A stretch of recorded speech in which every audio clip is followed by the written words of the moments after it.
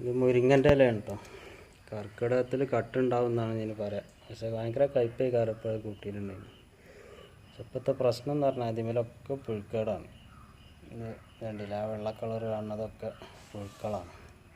അപ്പോൾ നമ്മൾ ശ്രദ്ധിക്കാതാണ്ട് ഉണ്ടാക്കിയിട്ടുണ്ടെങ്കിൽ ഈ പുഴുക്കളൊക്കെ നമ്മളെ വയറ്റിൽ പോകും. ആ വെള്ള കുത്തുള്ള അതിൻ്റെ ആ ഇലൻ്റെ ഉള്ളിലാണ് ഈ പുഴുക്കൾ വരുന്നത്.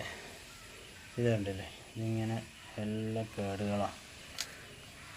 മറിച്ച് നല്ല ഇലയാണ്, തളിര ഇലയൊക്കെയാണ്, കഴിക്കാനും നല്ല ടേസ്റ്റ് ആയിക്കാരം. പക്ഷെ ഈ കർക്കിടക മാസമൊക്കെ ആകുമ്പോൾ നല്ല കയ്പ്പ് കൂടുതലായിക്കാരം. കാരണം നമ്മൾ തളിര ഇല ഇങ്ങനെ വന്ന് നല്ല ഹെൽത്തി ആയിട്ട് ഇങ്ങനെ നിൽക്കുന്ന സമയത്ത് ഇലകൾക്കൊക്കെ അതിൻ്റെ വീര്യം കൂടും. അപ്പോൾ മുരിങ്ങ ഉണ്ടാക്കുമ്പോൾ എല്ലാവരും ശ്രദ്ധിക്കുക. ഇതിന് പുഴുക്കേടുണ്ട്, പുഴുക്കളും ഉണ്ടാവും.